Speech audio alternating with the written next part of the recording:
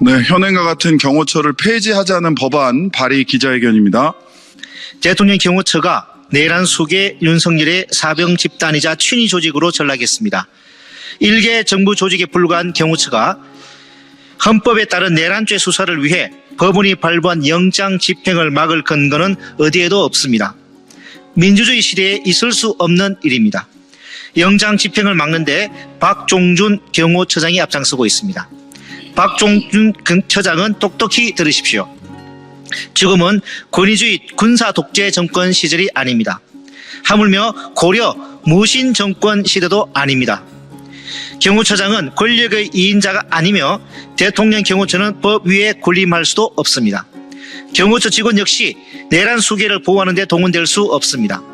작금의 행동은 반드시 법적 처벌이 뒤따를 것임을 엄중히 경고합니다. 대통령 경호처가 법의 통제를 벗어나 무소불위의 권력기관으로 날뛰고 있는 상황을 근본적으로 개선할 필요가 있습니다. 윤석열이라는 괴물은 하루아침에 만들어진 것이 아닙니다. 대통령에게 과도하게 집중된 권력을 의회 중심으로 전환할 필요가 있습니다. 이는 심도 있는 논의가 필요합니다. 그 시작은 제왕적 대통령의 상징이자 권위주의 시대의 산물인 대통령 경호처를 폐지하는 것입니다. 현재 대통령 경호처는 일실 3본부를 두고 있으며 특정직, 일반직을 포함하여 정원이 750명에 달하는 거대한 조직입니다.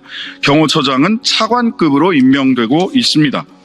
대통령 경호처는 정부조직법에 따라 대통령 비서실, 국가안보실과 함께 대통령 직속기구로 규정되어 있는 바, 이는 권위주의적 군사정권의 산물입니다.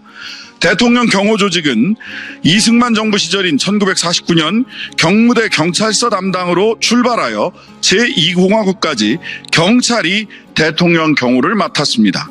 현재의 경호처는 제3공화국 시절인 1963년 5.16 군사 쿠데타의 주역 박정희가 대통령에 취임하면서 청와대 경호실을 창설해 대통령 직속으로 운용한 데 기인합니다.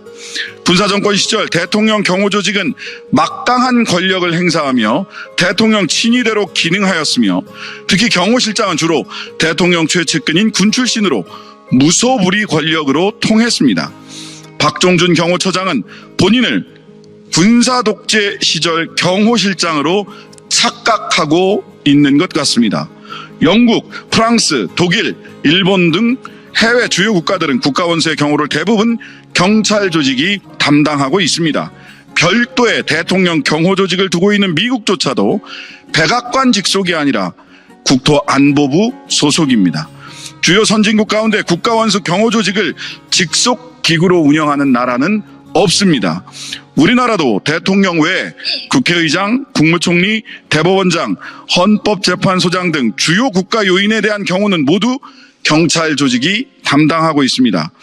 경호 조직의 권력화와 경호 책임자의 직권 남용을 막고 경호 본연의 업무에 집중할 수 있도록 하기 위해서는 현행 대통령 경호처를 폐지하고 경찰청이 경호 업무를 맡도록 해야 합니다. 이와 같은 내용을 담아 대통령 등의 경호에 관한 법률과 정부조직법 개정안을 발의하고자 합니다. 내란숙의 윤석열과 내란숙의 호위무사를 자처한 박종준 경호처장이 남긴 공적은 아마도 대통령 경호처 폐지가 될 것입니다. 이어서 내란 대응 관련 입법으로 저는 공직선거법 개정안을 발의합니다. 내란 숙의 윤석열과 그 일당이 일으킨 12.3 내란은 대한민국 민주주의의 심장에 칼을 꽂는 중대한 반역 행위였습니다. 독립된 헌법기관인 선관위를 침탈해 지난 선거를 부정하려 했습니다.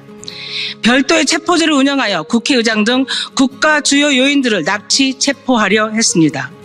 그 무엇으로도 용납될 수 없는 행위로 우리 사회는 표현의 자유, 진실의 가치마저 심각한 위기에 직면했습니다.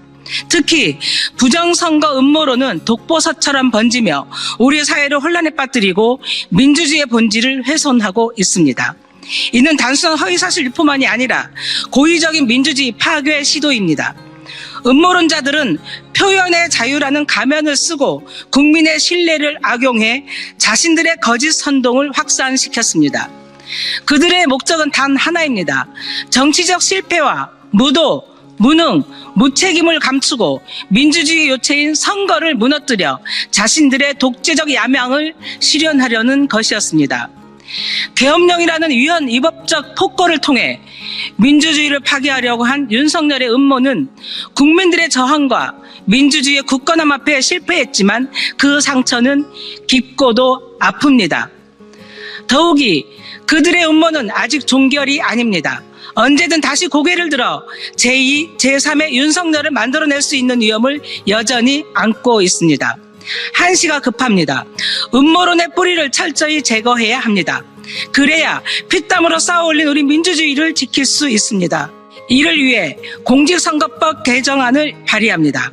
개정안은 선거라는 대의민주주의의 가장 핵심적인 기능에 대해 허위의 사실을 지속적으로 유포하여 사회 혼란을 조장하고 민주주의를 위태롭게 하는 행위에 대해 강력하게 처벌하는 등의 내용을 담았습니다. 이를 통해 음모론의 재발을 방지하여 우리 민주주의를 지켜내고자 합니다. 표현의 자유는 진실을 지킬 때 빛나는 가치입니다. 허위와 음모의 방패로 악용되어서는 안 됩니다.